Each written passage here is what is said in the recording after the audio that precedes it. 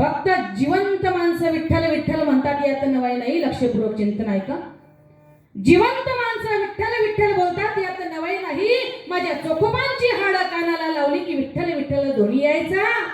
आणि ते हाड ते अस्थी मात्र माझे नामदेव महाराज आपल्या पितांबरमध्ये ठेवायचे आणि ती अस्थी पंढरपुराला घेऊन गेले हो. अरे माझ्या जनेबाईच्या गावऱ्या बोलल्या, माझ्या चोखोबांची अस्थी बोलली. तुमची आमची तोंड सुद्धा विठ्ठल विठ्ठल म्हणत नाही. अरे ज्यांची अस्थी बोलली, ज्यांच्या गौऱ्या बोलल्या. अरे संत कबीराने नामदेवाच्या माना डोलू लागल्या, माना डोलू लागल्या. आणि विठ्ठल विठ्ठल जनाबाईच्या गौऱ्या बोलू लागल्या. विठ्ठल विठ्ठल जनाबाईच्या गौऱ्या बोलू लागल्या.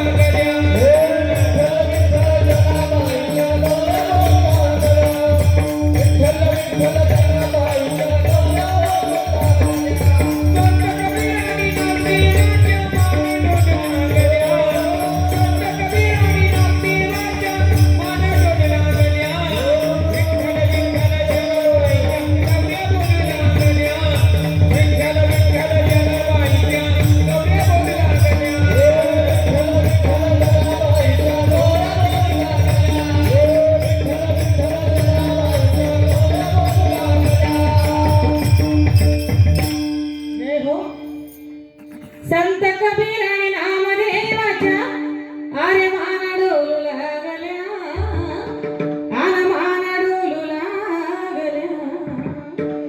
आन विठ्ठल विठ्ठल जनाबाईच्या गौऱ्या बोलू लागल्या. गौरी मधून धोणी निघाला. काय गौरी मधून धोणी निघाला. आमचा दुर्गेश दादा आता वाचतोय. या मृदुंगाला भोकाळची कणिक लावतोय का?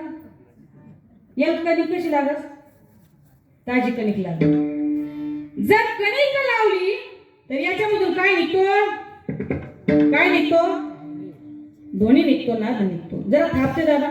काय निघाला? नाद निघाला, दोन्ही निघाली. या देहाला भक्तिरूपी कणिक लावून घ्या, नामरूपी कणिक लावून घ्या. याच्यामधून सुद्धा विठ्ठल विठ्ठल दोन्ही निघेल. म्हणून संतांना सांगावं लागलं, माझ्या जनाबाईंना सांगावं लागलं, हो अजामेळ उद्धारेला, चोखा मेळा सुद्धा मुक्तीला गेला. तुम्ही आपण सुद्धा जाणार आहोत, यात काहीच मात्र हे नाही. जाणार आहोत तुम्ही आपण सुद्धा, करणार आहोत अभंगाचं तृतीय चरण.